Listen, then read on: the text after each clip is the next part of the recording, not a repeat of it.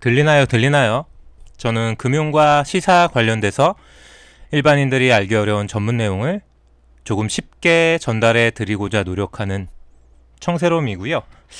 안타깝게도 계속해서 이번 주에 뭐 1%씩 2%씩 계속 떨어지고 있는데 주식시장이 어, 힘들지만 이럴 때일수록 멘탈을 잘 잡으시고 시장에서 어떻게 살아남는지, 살아남는 자가 결국은 강한 거죠.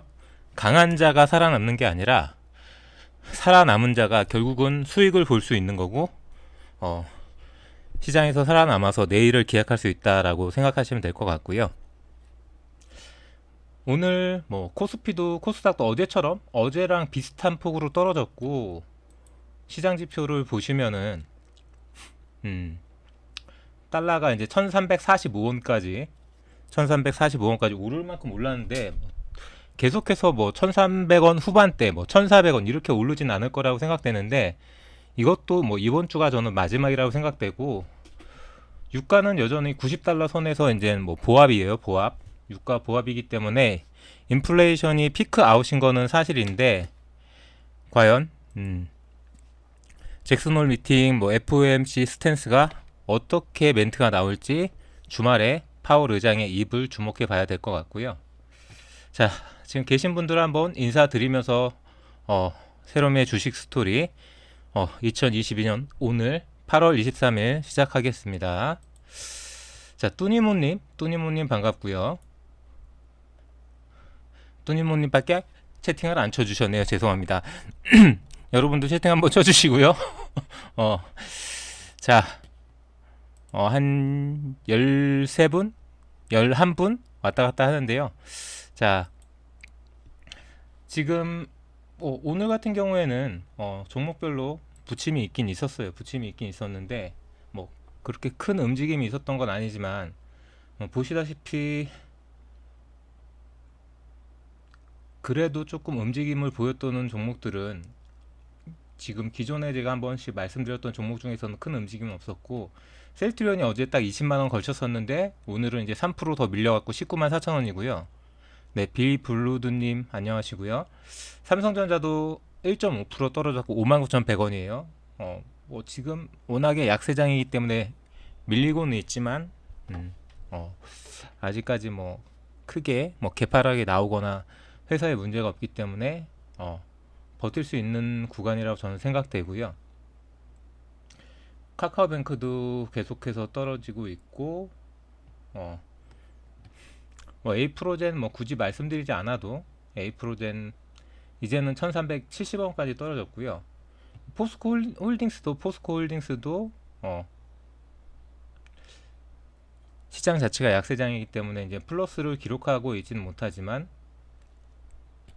나름대로 뭐 견조하게 보합 정도로 움직인다라고 생각하시면 될 것 같고, HLB 생명과학이 5% 빠졌고, HLB는 어딨나요? HLB는 제 눈에는 안 보이는데 여기 어딘가에 HLB가 있을 텐데요.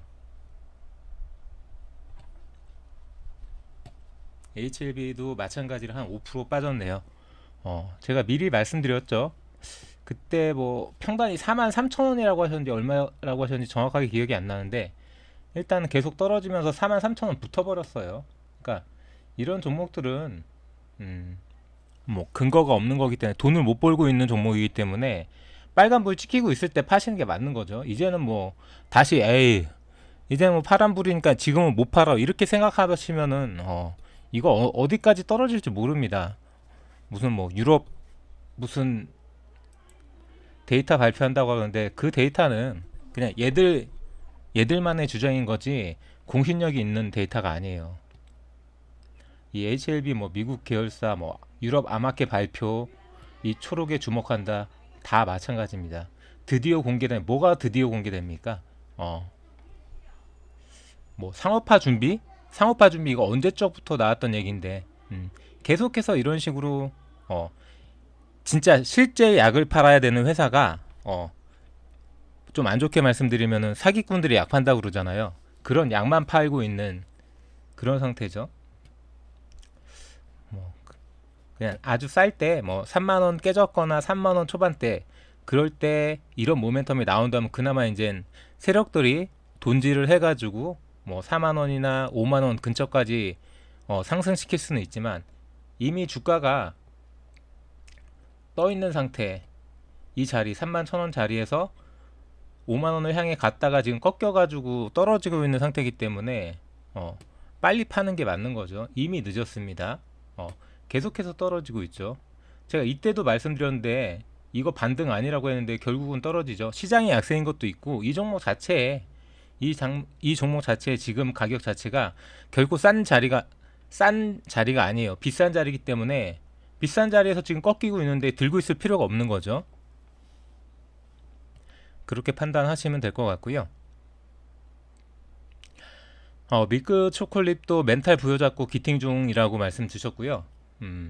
지금 물려 계신 종목은 어쩔 수 없어요. 뭐 이런 자리에서 지수가 지금 거의 고점에서 5% 이상 밀리고 있고 계속해서 뭐 종목별로도 HLB 같은 종목도 떨어질 수밖에 없는 종목이기 때문에 5%가 밀리는 게 아니라 여러 가지 다양한 이유가 있기 때문에 삼성전자나 뭐 셀트리온도 오늘 3% 밀렸잖아요.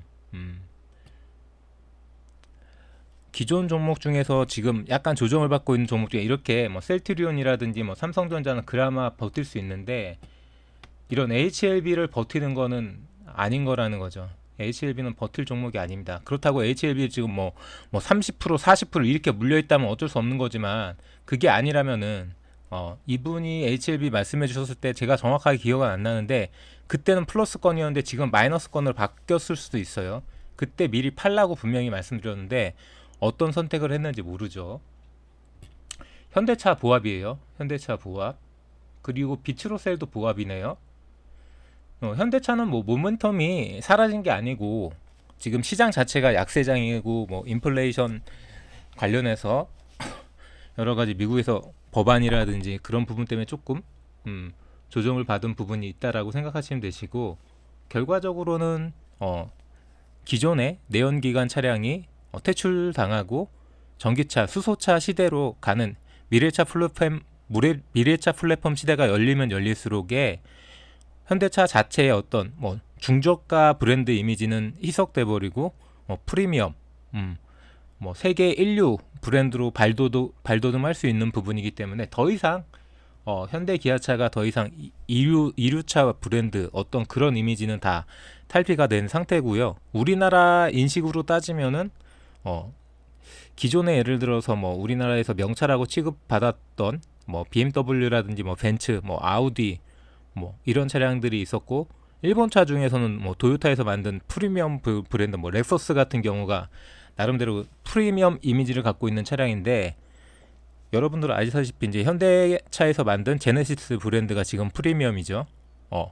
사실상 그전에는 현대차에서 가장 프리미엄급은 에쿠스였는데 에쿠스 이후에는 뭐 별도의 현대차 자체의 어떤 다른 브랜드가 나오지 않고 이 제네시스를 이제 프리미엄급으로 만들어 가지고 뭐 아시는 분들도 아시겠지만 이 현대차 가시면은 다른 차량 뭐 그랜저가 됐든 뭐 소나타가 됐든 다른 차량은 다 같이 같은 서비스를 받는데 제네시스만 별도의 창구에서 별도로 서비스를 해주죠.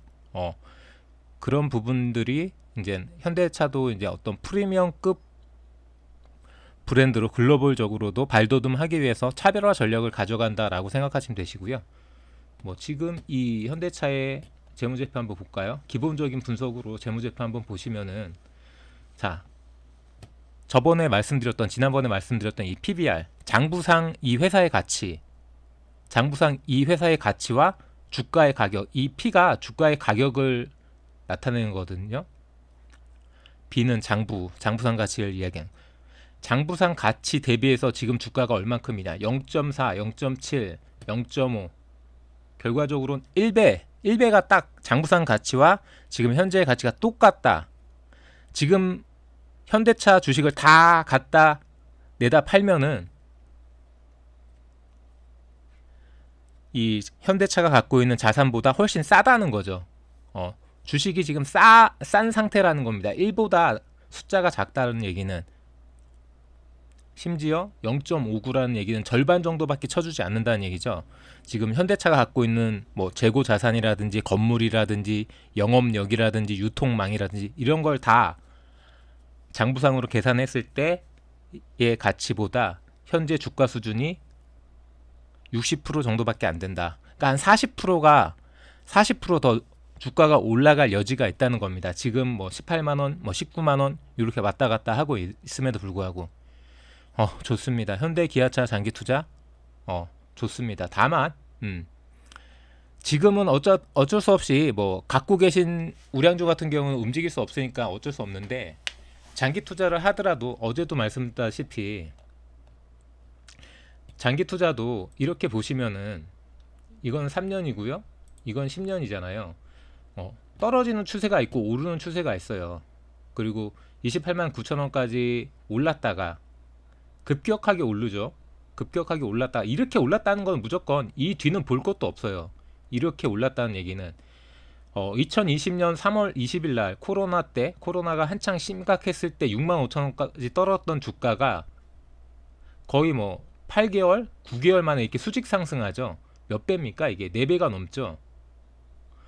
어떤 종목이든 마찬가지예요. 심지어 이 현대차라도 이렇게 수직 상승했다라는 얘기는 조정받는다는 얘기입니다. 그러니까 조정받고 있는 거예요. 아무리 2023년, 뭐 2025년, 2030년 미래차, 뭐 전기차, 미래차 플랫폼을 한다 하더라도 조정받을 수밖에 없는 거고 반 정도 조정받았죠. 이 수직 상승의 절반 정도 조정받았기 때문에 이 절반을 훼손하진 않을 거기 때문에 이 정도 자리면 충분하게 저가가 나왔다. 이 6만 5천 원까지 떨어지지 않더라도 이거는 말도 안 되는 가격이고 6만 5천 원은 일반적으로 뭐 10만 원 초중반대 정도의 네임밸류를 쳐줄 수 있는데 지금은 미래차 플랫폼이 이제 계속해서 각광받고 있고 유럽에서도 올해 차를 현대 기아차가 뭐 싹 쓸어버렸기 때문에 뭐 EV6라든지 뭐 아이오닉 6라든지 다 충분하게 저점에서 조금씩 모아갈만 하시고 다만 너무 비중 실으시면서 모아가지 마시고요. 공부하시면서 철저하게 공부하시면서 모아가시기 바랍니다. 그렇습니다. 그렇고요. 현대차 말씀드렸고 HLB 말씀드렸고요. 동방도 오늘 또 떨어지긴 했지만 어쩔 수 없어요. 어제 말씀드린 것처럼 글로벌적으로 경기가 살아나야지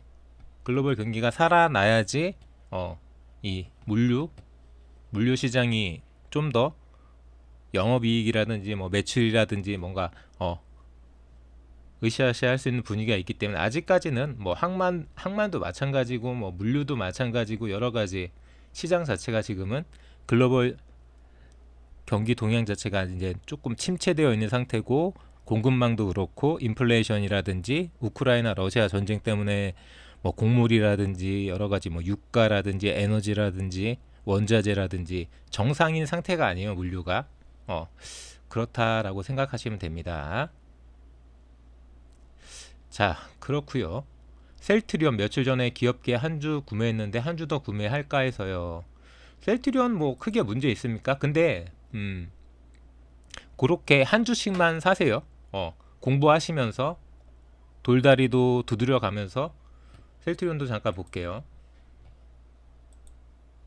오늘 3% 빠지긴 했지만 이게 3% 빠진 게 회사가 나빠서 뭐 영업이익이 떨어지고 있어서 장사를 못하고 있어서가 아니라 뭐 14만원 15만원 이런 자리에서 잡았던 사람들, 이런 자리 최저 14만원 15만원 이런 자리에 잡았던 사람들이 이제 고점 찍고 떨어지니까 이익 실현하는 거예요.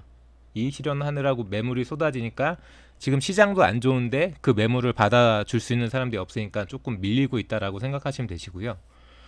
뭐 15만원 잡고 20만원 잡으면은 여기에서 30% 이상 랠리가 나왔기 때문에 이 정도 조정은 당연한 겁니다. 근데 그 조정과 지금 전체적인 시장 분위기가 약세장으로 붙었기 때문에 조금 답답한 흐름이 조금 이번 주 정도 이어질 수 있고요.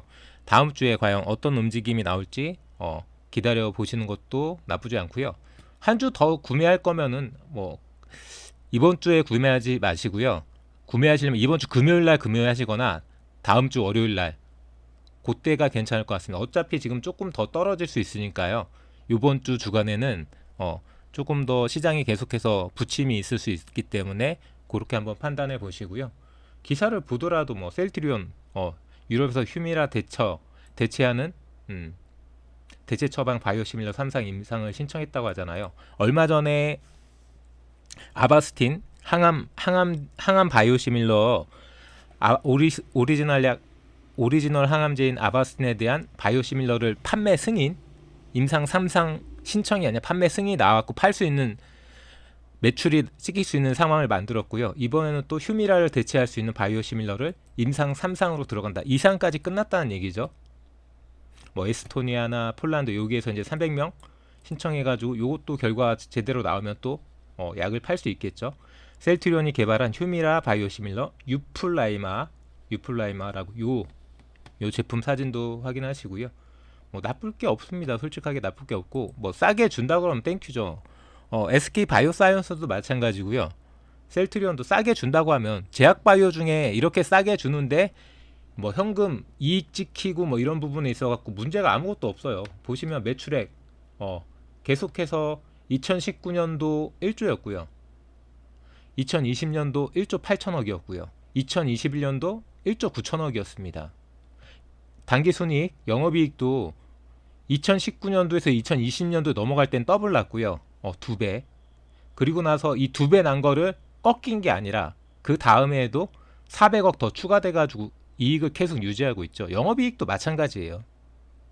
문제가 없는 회사라는 거예요. 근데 주가는 이러고 있습니다. 3년 사이 주가가 빠지고 있잖아요. 38만원 찍고 나서 빠지고 있어요. 충분히 여기가 바닥에 공굴이 충분히 쳐질 만큼 쳐졌고요. 이 바닥 다진 다음에 지금 오르다가 시장도 안 좋고 단기적으로 많이 올랐기 때문에 살짝 눌림목 주고 있는 구간이다. 이렇게 생각하시면 될 것 같습니다. 잠시만 물 한 잔 먹고요.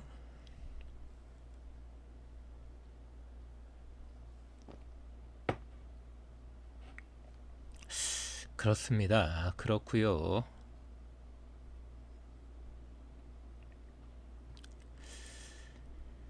자, 셀트리온까지 말씀드렸고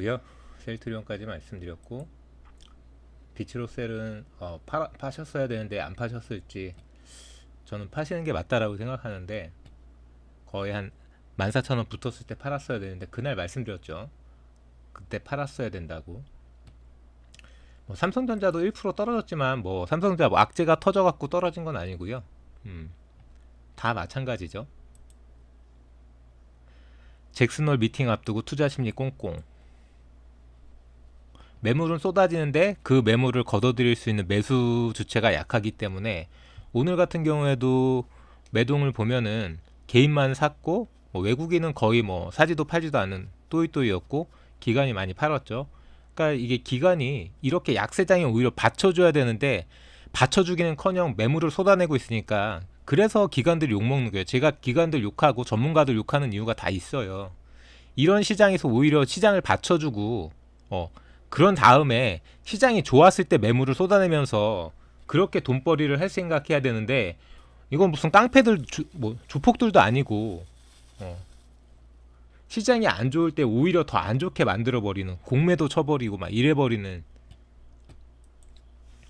문제가 많죠. 우리나라 공매도는 문제가 많아요. 왜 문제가 많냐면은 그 어떤 나라도 뭐 제가 우리나라급 되는 모든 나라의 주시장을 다 분석해 보진 않았지만 대다수의 나라는 공매도에 기한 제한이 있어요. 기간 제한이 6개월이 됐든 뭐 1년이 됐든 뭐 2년이 됐든 내가 주식을 빌려가지고 갚아야 되는 기간이 있는데 우리나라는 기간이 없습니다. 무제한이에요. 뭐 증권사를 통해서 빌리든 뭐 투자회사를 통해서 주식을 빌려갖고 공매도를 친 다음에 주가가 떨어질 때까지 안 갖고 기다리면 되는 거예요. 그냥 언젠간 떨어지겠죠. 주식이 뭐 한도 끝도 없이 오르는 주식이 어디 있습니까? 그러니까 떨어졌을 때까지 기다렸다가 떨어지면 그때 사는 거죠. 그럼 무조건 돈 버는 거예요. 어떻게 말씀드리면 공매도는 왜? 비쌀 때 공매도 치면 되니까. 주가가 비쌀 때. 우리는 주가가 비쌀 때 주식을 못 사잖아요. 쟤네들은 주가가 비쌀 때 주식을 살 수 있다니까요. 빌려서. 그렇게 주가가 비쌀 때 주식을 빌린 거를 미리 파는 거죠. 비싼 가격에 공매도를 쳐놓고 비싼 가격에 팔아놓고 공매도 물량이 쏟아지면은 당연히 매물이 막 쏟아지니까 그 비싼 주가가 떨어질 거 아닙니까? 쭉 떨어집니다. 하고 저 바닥에 이제 다 떨어지고 나면 아주 싼 가격으로 똑같은 주식이잖아요. 같은 주식. 비싸다 싸다의 차이만 있을 뿐이죠. 기간도 상관이 없어요. 무제한입니다. 우리나라는 공매도가 무기간이에요. 대여할 수 있는 기간이 없어요. 그냥 이자만 조금씩 계속 내면 돼요. 그래갖고 떨어질 때까지 기다렸다가 다 떨어지고 나면은 다 떨어지고 나서 뭐 30%가 떨어지든 뭐 50%가 떨어지는 그 싼 가격에 그냥 갚아버리면 끝이에요. 그럼 그렇게 공매도를 친 세력들은 그냥 앉아서 30% 40% 그냥 먹는 거죠. 그러니까 말이 안 되는 기울어진 운동장에서 투자하는 것과 똑같은 지금 기관들이 오늘 매동 보시면은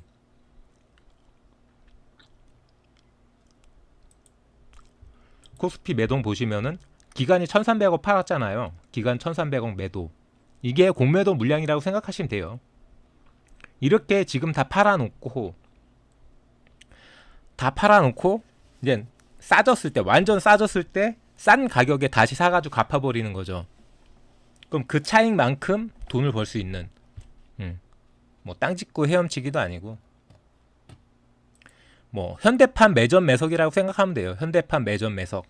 옛날에 뭐 고려시대 조선시대 때 돈 많은 사람들이 장터에 있는 물건 쌀 때 다 아도 쳐가지고 창고에 쟁여놨다가 여러 가지로 뭐 흉년이 들고 가뭄이 들고 이래가지고 쌀도 비싸고 여러 가지 곡물이나 물건들이 비싸지. 그때 이제 창고를 풀어가지고 비싼 가격에 돈 버는 그거를 지금 이 21세기 이 금융시장 자본시장에서 하는 사람들인 거예요. 그러니까 제가 욕을 안 할래야 욕을 안 할 수가 없는 거죠. 자, 그렇고요. 전반적으로 볼만한 주식이 없죠. 아모레퍼시픽 3%나 떨어졌고요. 그러니까 중국 관련된 주식은 그렇게 미래가 없어요. 제가 생각했을 때는 계속해서 탈중국 뭐 공급망에서 제외시키고 반도체도 마찬가지, 뭐 2차 전지도 마찬가지, 미래차 플랫폼, 뭐 AI, 뭐 로봇이라든지 인공지능 다, 뭐 우주항공이라든지 기술 주겠습니까? 미국에서?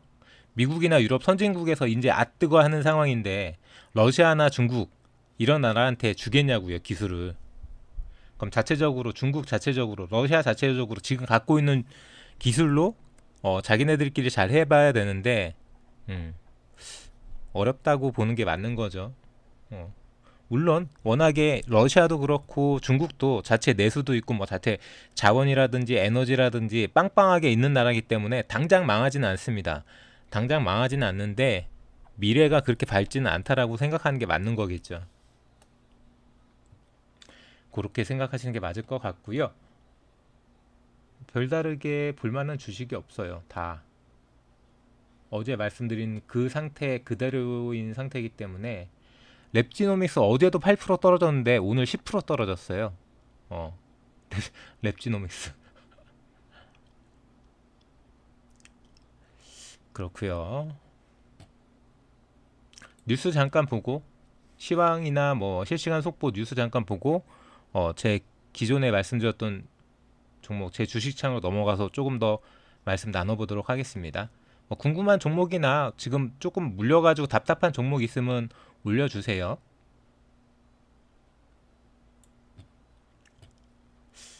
자, 환율이 1340원대까지 이제 연고점을 경신했다.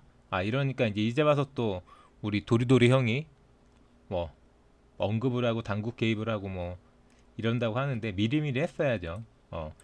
환율 1200원 뚫었을 때부터 미리미리 개입했어야 되는데 이제는 뭐 미 달러와 강세기죠. 원 달러 환율이 당국의 직접 개입에도 불구하고 6원이나 오르면서 1340원대로 올라섰다. 1350원대도 멀지 않았다는 전망이 나온다. 국내 외국인 투자도 순매도에 합세하고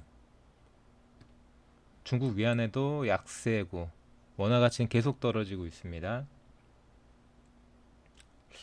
나름대로 1340원을 중심으로도 공방을 벌이다가 결국은 1340원을 뚫어버린 거죠. 뚫어버렸습니다. 이렇게 움직였다는 거죠. 여기서 조금 조정을 받냐 했더만 그냥 다시 1345원 뭐 이렇게 올라버린 상태. 다른 뉴스도 한번 볼게요. 미국 IPO 시장 공모 신규 공모 시장이 역대 최악이다. 우리나라도 마찬가지예요. 뭐 미국 얘기할 거 없습니다. 우리나라도 지금 IPO를 못 하고 있죠. 다 줄줄이 다 미루고 있습니다. 시장이 안 좋으니까.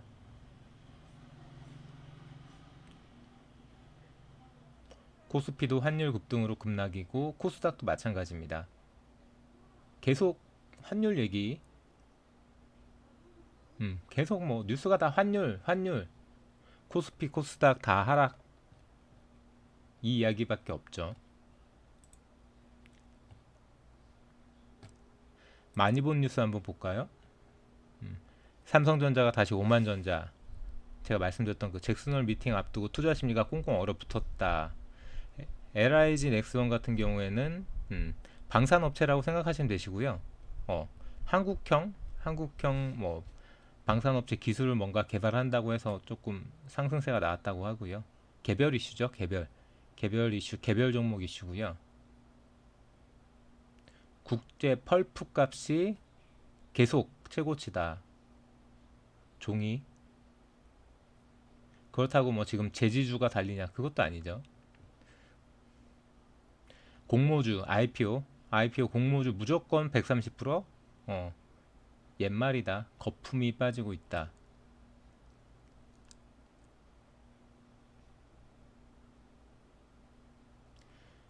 토스뱅크 얘네들은 뭐 상장한다고 계속 말 나오고 있는데 상장 못하고 있죠. 시장이 안 좋기 때문에 상장 못하고 있습니다.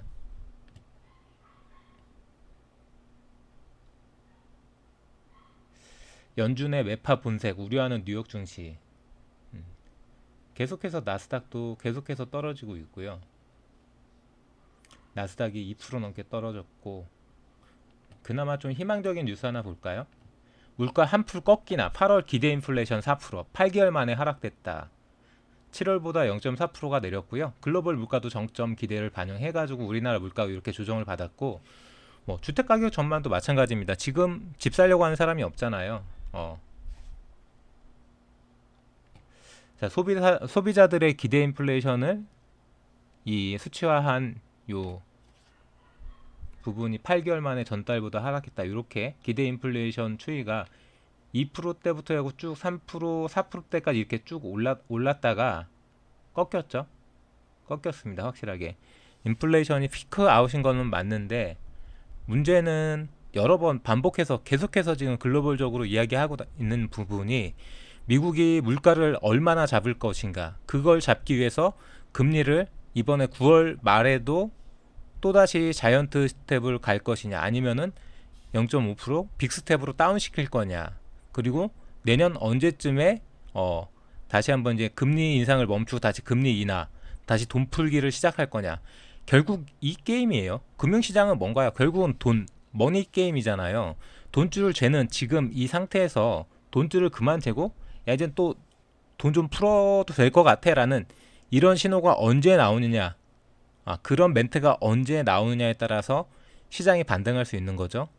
그것만 나와준다면 얼마든지 지금 거의 뭐 일주일 가깝게 죽을 쓰고 있는 미국 시장도 마찬가지고, 뭐 글로벌 시장, 뭐 유럽 시장, 우리나라 시장, 아시아 시장 다 마찬가지입니다. 이런 쪽으로 충분하게 다시 한번 훈풍을 만들려면은 결과적으로 금리 인상을 멈추고, 금리 인하, 돈줄을 조이는 걸 멈추고 돈줄을 푸는 그런 스탠스가 나와야 되는 부분이고요. 에코프로 한번 볼게요. 11만 6,167원.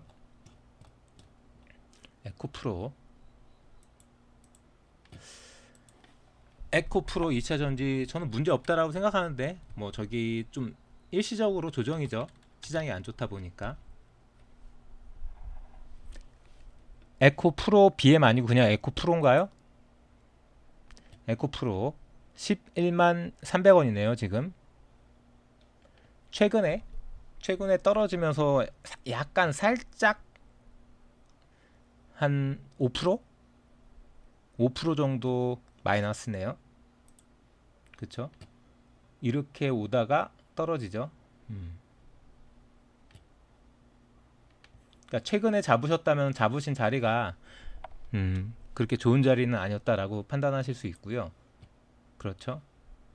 이런 자리에서 이렇게 상승 나온 자리에서 음, 전망이 좋다 하더라도 일단은 어느 정도 고점 자리이기 때문에 이때 들어갔다 하더라도 이렇게 하락세가 나오면은 음, 미리 던지는 게 맞는 거죠. 내가 어떤 자리에서 들어갔냐, 어, 뭐 그냥 그게 아니라 그냥 나는 장기로 가져갈 거니까 그냥 그러면은 뭐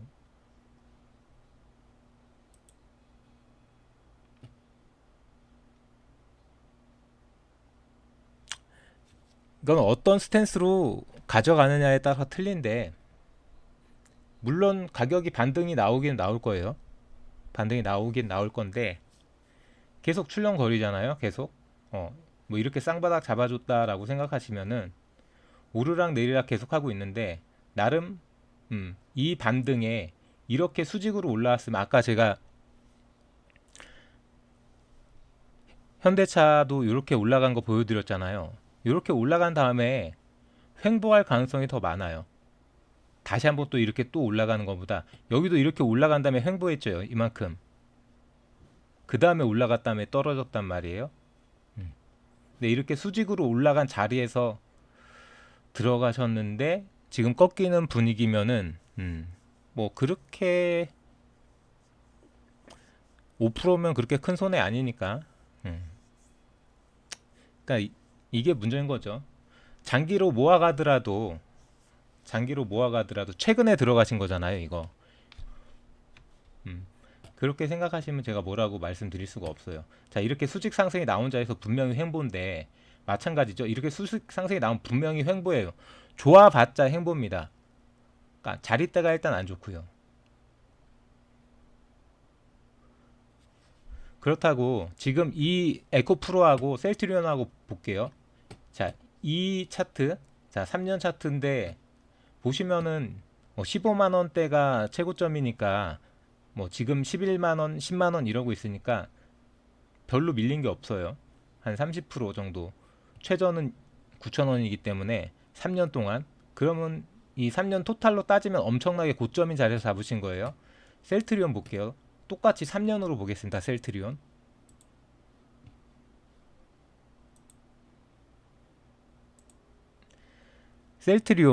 3년 최저 가격이 13만 원이에요. 3년 최고 가격이 39만 원입니다. 지금이면 중간도 안 돼요. 그죠? 중간도 안 돼요. 그냥 바닥에서 살짝 상승한 자리예요. 물론 뭐 그렇게 생각하실 수 있어요. 2차 전지가 훨씬 유망하다. 2차 전지가 훨씬 유망하다라고 생각하실 수 있는데 아무리 유망해도 지금 저 에코프로 자리는 어떤 자리냐면은 여기서 딱 찍기는 그런데 한 이 정도 자리라고 생각하면 돼요. 이 정도 이제 횡보 칠 수 있는 자리인데 횡보 치다가 올라가면 상관이 없는데 이렇게 횡보 치다가 이게 떨어지면은 이 떨어지는 걸 장기로 모아간다. 좀 그렇죠. 자리가 음, 좀 그래요, 자리가. 현대차로 비교해 드릴게요. 어차피 2차 전지는 현대차하고 관련이 있으니까. 현대차 3년으로 볼게요. 자, 현대차 3년으로 봐도 최저가 6만 원에서 최고가 28만 원이잖아요. 자, 지금이 이 자리란 말이에요. 지금 횡보치고 있는 이 자리예요. 이게 과도하게 빠진 자리라고 보고 원래는 한 13만 원대에서 횡보란 말이에요. 13만 원대에서 횡보고 한 29만 원 정도가 고점이면은 대략적으로 봤을 때 20만 원 초반대? 20만 원대 초반대가 딱 중간이란 말이에요. 그러면은 이 가격이 지금 가격 18만 원, 19만 원이 비싼 가격은 아니에요.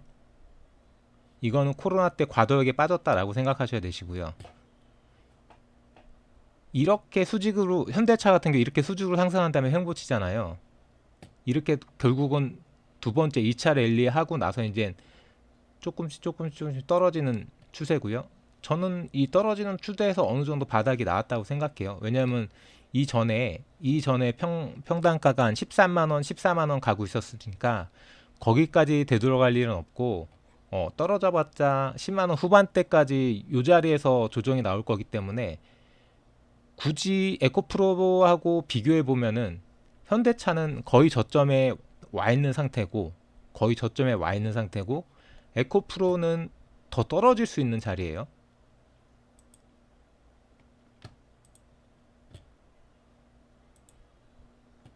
에코프로는 자리가 높기 때문에 더 떨어질 수 있는 자리예요.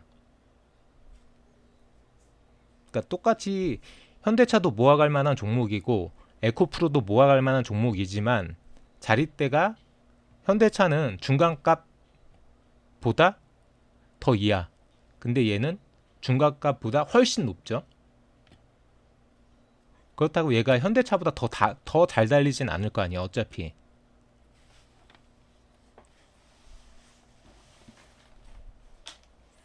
그렇게 한번 생각해 보시는 게 좋을 것 같고요. 그냥 제 의견입니다, 이거는. 근데 업황이 나쁘진 않아요. 업황은 충분히 좋습니다. 자릿대가 조금 높다. 그 부분 한번 생각해 보시는 게 좋을 것 같고요.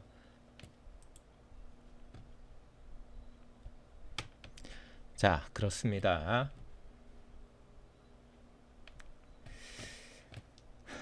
제 주식창 볼게요. 저 오늘도 거래를 못했어요. 오늘도 외출했다가 지금 돌아왔고요. 방금 돌아왔습니다.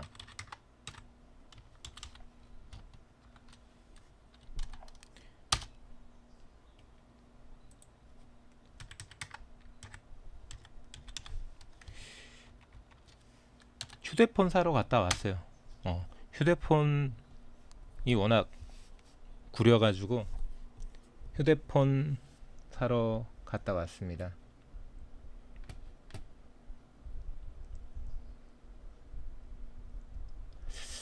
자, LG 에너지 솔루션 그래도 오늘은 양봉이네요. 여기서 보이는 거는 음봉인데 그래도 어제 가격보다는 올랐습니다. 어제 가격보다는 올라가지고 뭐 44만 5천 원이네요. 44만 5천 원이고 이건 분봉이니까 일봉으로 바꿀게요. 일단 뭐 이 자리에 딱 돌파했던 그 자리에 다 왔죠. 과연 여기서 떨어져 버릴지 버티다가 결국은 다시 새로운 지지를 만들어낼지는 저도 모르겠어요. 여기를 뚫어줄 때만 이렇게 계속 쭉쭉쭉 뚫어줄 때만 해도 확실한 지지 라인이라고 보여줬는데 시장이 워낙에 안 좋고 분위기가 안 좋다 보니까 일단 이번 주 금요일날 어떤 소식이 나오는지 보고 다음 주 움직임을 봐야지만 확실한 지지 자리가 나올지 아닐지를 알 수 있겠죠. 그리고 지금 이게 21선이잖아요. 21선이 지금 딱 21선에 딱 걸쳐버렸죠. 근데 이 21선을 떨어져 버리면 데드크로스죠. 데드크로스가 날 거냐 여러 가지로 이게 지지 받을 거냐 박스권 돌파한 자리에 지지 받을 거냐 지지를 못 받을 거냐 21선 데드크로스가 나올 거냐 안 나올 거냐 여러 가지로 중요한 자리입니다. 이번 주에서 다음 주가 뭐 상당히 이 자리가 지금 뭐 상당하게 중요하죠. 이렇게 지금 하얗게 보이는 창에서 저 창에서 보시면 밑으로 40만원 밑으로 떨어졌다가 지금 딱 다시 한번 살릴 수 있느냐 살릴 수 없느냐 그 경계에 딱 걸쳐져 있는 자리죠. 지금 딱 그 자리에 딱 걸쳐져 있습니다. 뭐 이 LG 에너지 솔루션 한테는 굉장한 변곡점이라고 생각하시면 되죠. 굉장한 변곡점입니다. 저도 여기서는 뭐라고 말씀드리기가 어려워요. 지켜보는 거 말고는 다른 아무런 게 없죠. 저라고 뭐 섣불리 뭐 이렇다 저렇다 예측할 수가 없습니다. SK 바이오사이언스도 뭐 셀트리온하고 똑같아요. 이런 자리를 줄 수 있다. 이런 자리에서 SK 바이오사이언스를 살 수 있다. 주봉이에요, 이건. 완전 바닥이죠. 완전 바닥입니다. SK 바이오사이언스는 상장하지 몇 년 되지도 않은 종목이기 때문에 이게 다예요. 주봉으로 이게 다라고요. 거래 역사상 SK 바이오사이언스가 상장되고 나서의 역사상 최저점이에요. 최저점이고, 보시면은 펀더멘탈 기본적 분석, 저 차트는 기술적 분석이라고 하고요. 재무제표는 기본적 분석이라고 하는데요. 매출액 이쪽이 과거고요, 이쪽이 미래입니다. 지금 현재.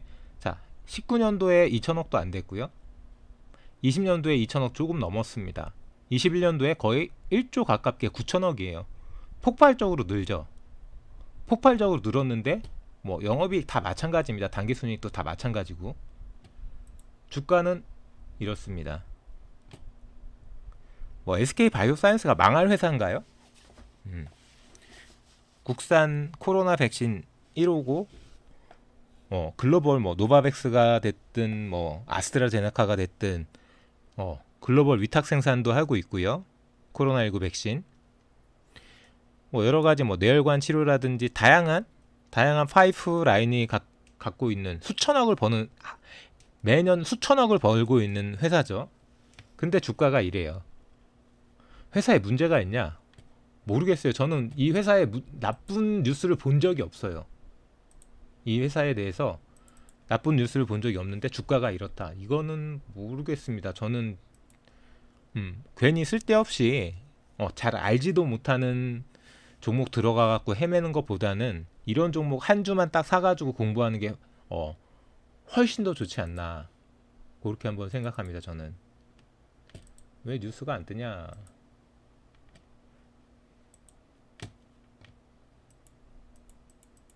원래 이렇게 하면 뉴스가 떠야 되는데 차트가 떠. 제가 뭘 잘못 건드렸나 봐요.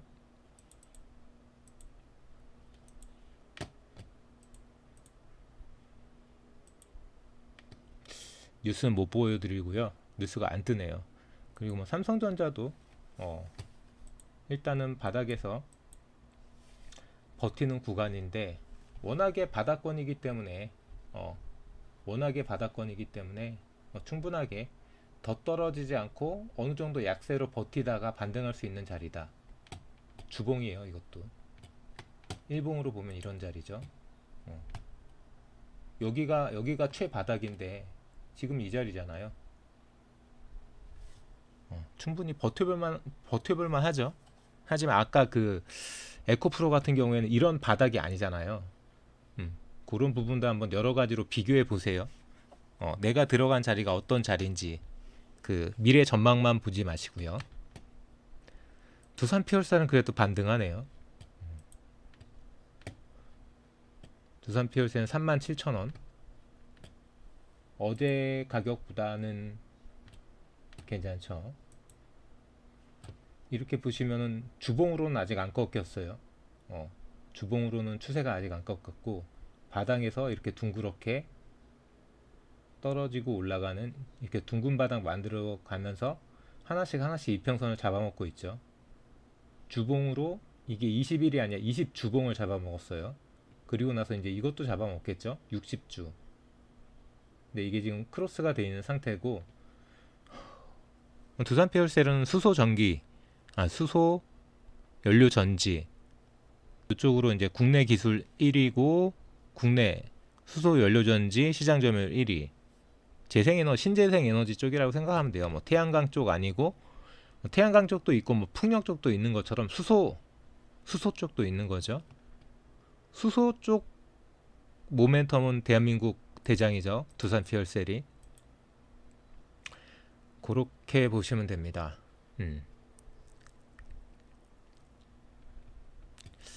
자, 역시 오늘도 시장이 침체기 때문에 별다르게 질문이 안 올라오는 부분이고요. 저도 이렇게 좀 많이 상승이 나온 종목, 그런 종목에서 이제 어떻게 익절을 하셔야 되는지에 대해서 손절 타이밍이나 이렇게 버텨야 되는 부분, 존버를 타야 되는 부분을 말씀드리는 것보다 조금 신나게 수익을 어떻게 실현하시는 게 맞냐, 아니면은 수익권에서 어느 정도 끌고 가야 되냐, 뭐 그런 말씀을 드리는 게 저도 훨씬 신나죠. 하지만 뭐 시장이 시장이다 보니까 뭐 신나는 말씀은 드릴 수가 없는 상황이어서 안타깝고요. 그렇습니다.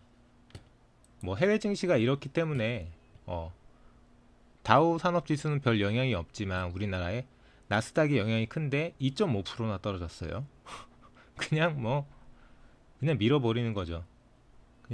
그냥 계속 밀어버리고 있는 상황이기 때문에 지금 이 시간, 현 시간 실시간으로 미국 선물 지수가 어떤지 잠깐 볼게요.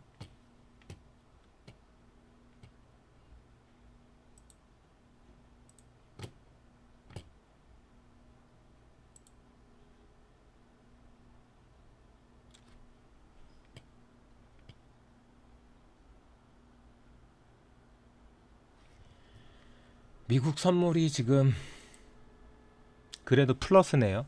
마이너스는 아닌데 미미하게 플러스예요. 미미하게. 우리나라한테 영향이 그래도 있는 나스닥 100 같은 경우가 0.06 플러스고요. 거의 보합이라고 생각하면 되죠. S&P 500 같은 경우가 0.04 플러스. 마이너스가 아니라는데 참 이거 뭐 플러스라고 하기도 힘든 그런 상황이네요. 그리고 뭐 유로 지수 같은 경우에는 뭐 좀 갈리네요. 그리고 여기도 미미해요. 여기도 미미해. 일단 미국 지수 같은 경우에는 지금 현 실시간 미국 선물이 조금 플러스권이다. 15분 느린 거예요. 이거 10분 느리네요. 10분 딜레이된 실시간 지수가 뭐 나스닥, 그 사이 나스닥 마이너스 0.02 다시 마이너스로 바뀌었어요. S&P도 마이너스 0.04로 다시 마이너스로 바뀌었고 이러고 있는 거죠. 이거를 지금 네이버에서 보면 저 10분 딜레이 없이도 볼 수 있는데, 제가 휴대폰으로 네이버에서 실시간으로 한번 보고 올게요. 잠시만 기다려 주세요.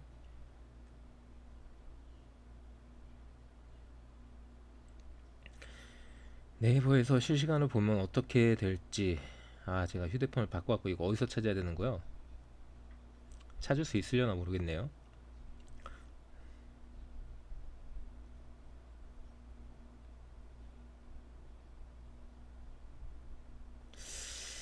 그렇네요. 참.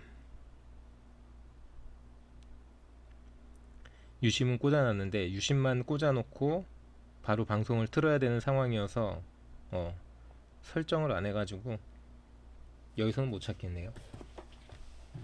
그럼 옛날 폰에서 한번 찾아볼게. 잠시만 기다려주세요. 옛날 폰에서 찾으면은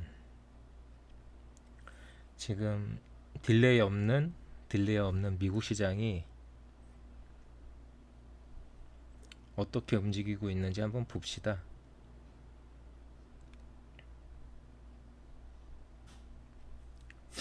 딱 보합이네요. 지금 여기서도 다시 보합으로 바뀌었네요.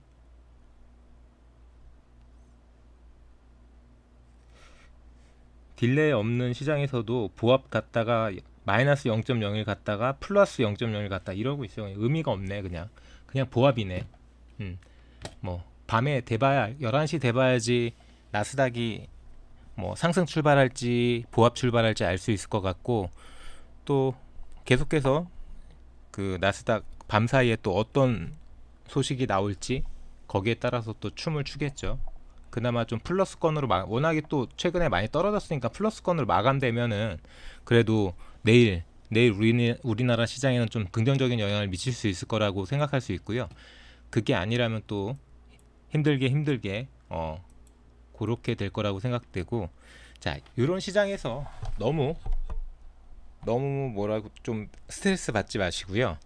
일단 조금 한 발짝 떨어져 가지고 저처럼 뭐 저는 예를 들어서 지금 저 데이 트레이딩을 안 하면은 수입이 없는 백수잖아요. 그럼에도 불구하고 안 하고 있어요. 왜냐하면 건드릴 수가 없는 상황이기 때문에. 제가 늘 말씀드리지만 저는 다른 종목들도 가끔씩 예를 들어서 뭐 SH 에너지 화학이라든지 뭐 아주 아이비 투자라든지 뭐 이런 종목도 뭐 윙이푸드도 마찬가지고 살짝 다른 종목도 하긴 하는데, 제가 주로 많이 거래하는 종목은 이 코스닥 150 레버리지인데 오늘 같은 경우에도 3%, 3.8% 떨어졌어요. 들어가면 무조건 깨지는 거죠. 반등이 없기 때문에, 계속 떨어지기 때문에 들어갈 수가 없는 거예요. 그러니까 떨어지는 칼날을 잡지 말라는 게 이런 거예요. 떨어지는 칼날, 굳이 저거를 싸다라고 잡을 필요가 없어요. 다 떨어지고 나서 반등 나올 때 반등 초입에서 들어가셔도 되거든요, 충분히.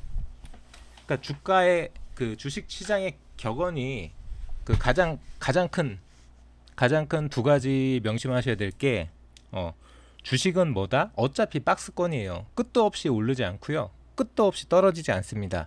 올랐으면 떨어지고요, 떨어졌으면 무조건 오릅니다. 주식의 절대는 없지만, 100%라는 건 없지만 이거는 절대예요. 주식시장의 절대인 거는 올랐으면 무조건 떨어지고요, 떨어졌으면 무조건 오릅니다.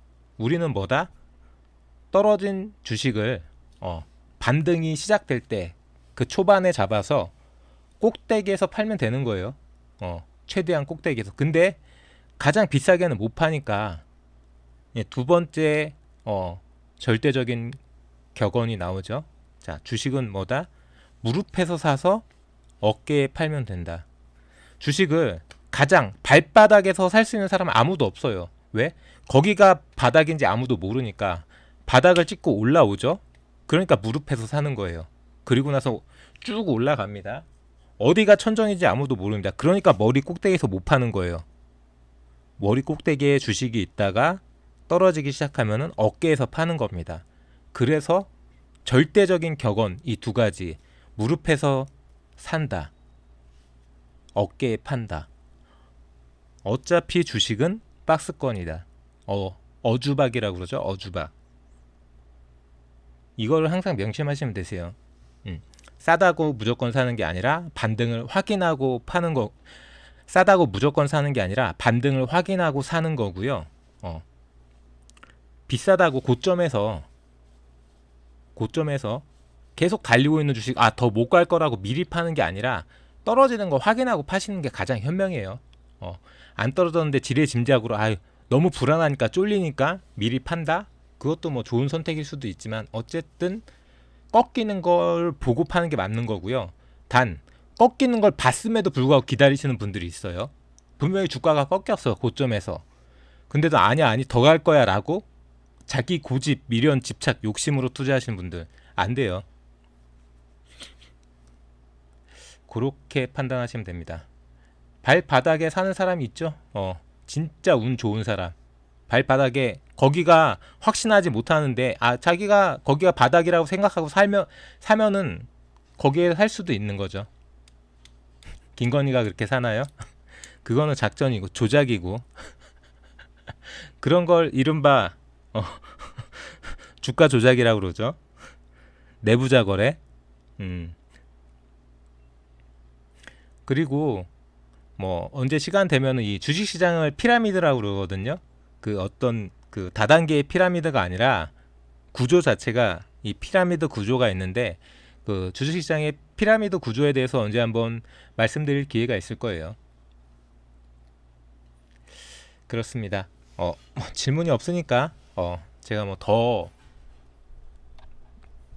2500 2500 어제 무너졌습니다.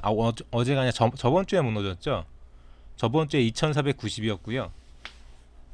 어제도 무너졌고 오늘도 무너졌죠. 보시면은 코스피가 이게 확대가 안 되나? 확대가 안 되네요. 확대가.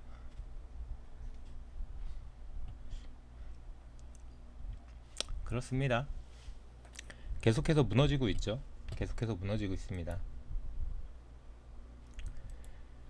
과연 이 브레이크를 누가 언제 어떻게 잡아줄 수 있을지는 두고 봐야죠. 어쩔 수 없습니다.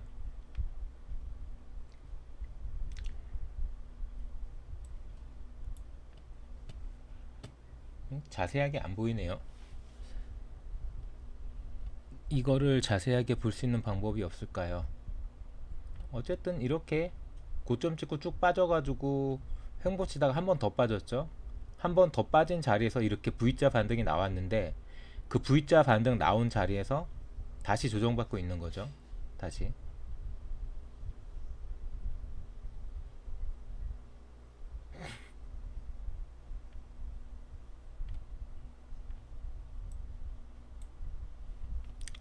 오늘은 세롬의 주식 스토리 여기까지 말씀드리면 될 것 같고요.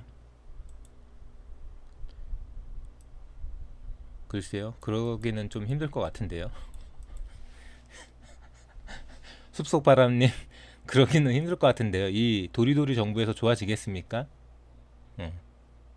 그건 한번 심각하게 한번 고민해 보시고, 아마도 뭐 이 정부에 대한 퇴진 시위가 불이 붙으면 불이 붙을수록 퇴진된다는 게 확실해지면 확실해질수록 시장이 살아나지 않을까요? 주식 손을 씻었다고요? 주식은 손 씻는 거 아니에요. 그러니까 주식시장 주식 안 봐요 이러시는 분들의 그 공통점이 그거죠. 주식을 잘 모른다는 거, 섣불리 투자하셨다는 거. 그러니까 공부를 하시고 투자하셔야 되는데 일단은 투자하시고 나서 포기하시는 거죠. 개인적으로 말씀드리자면은 주식 시장만큼 안전한 투자가 없죠. 안전하면서도 수익률이 확실한 어떤 종목이든 어떤 회사든 흐름이 보일 때까지 공부를 하시고 주식을 하셔야 되는데, 흐름이 안 보이는데 누가 좋다더라, 전망이 좋다더라, 이거 괜찮을 것 같다더라로 투자하시니까 수익이 안 나시는 거고, 그 정도로 안 보일 때까지 그 정도로 안 보인다 그럼 투자 안 하시면 돼요. 보이는 종목에 대해서만 투자하시면 되죠. 그러니까 누구 말 듣고 그거는 투자가 아니잖아요. 누구 말 듣고 투자했다, 그걸 주식 투자라 했다라고 하면 안 되죠. 최소한 주식 투자하셨다라고 하시려면은 그 피 같은 내 돈 설마 10만 원, 20만 원, 50만 원 이렇게 투자하진 않았을 거잖아요. 최소한 몇백만 원, 거의 몇천만 원 이렇게 투자하셨을 텐데, 그 돈을 투자하시면서 수업료를 얼마나 썼는지, 몇 시간, 며칠, 몇 달, 몇 년을 공부했는지, 그 기업에 대해서 누구한테도 왜냐하면 몇천만 원을 그 기업에 투자했으니까 누구와 이야기를 하더라도 부족함이 없을 정도로는 공부를 하시고 투자하셔야 되는 게 맞는 건데, 이거는 복권도 아니고 비트코인도 아니고 그냥 누구 말 듣고 추천받아서 누가 얘기해서 좋을 것 같아서 문자 막 급등주라고 하니까 경제방송 보고 전문가가 리딩해 주니까 다 말이 안 되는 거죠. 다 말이 안 되는 거예요. 결국은 누가 책임져요? 내가 책임지는 겁니다. 스스로 자기가. 근데 그게 감당이 안 되니까 주식 투자에서 이제 벗어나시는 거죠. 그렇습니다. 그렇고요. 요 정도 오늘 말씀드리고, 일단은 공부로 하시는 게 먼저예요. 투자가 먼저가 아니라 공부가 먼저죠. 아는 만큼 보이는 거예요. 아는 만큼. 저는 금융과 시사 관련돼서 일반인들이 알기 어려운 전문 내용을 조금 쉽게 전달해 드리고자 노력하는 청세롬이고요. 또 잘 준비해서 저녁 시간대 새로운 팩트체크로 찾아뵙겠습니다.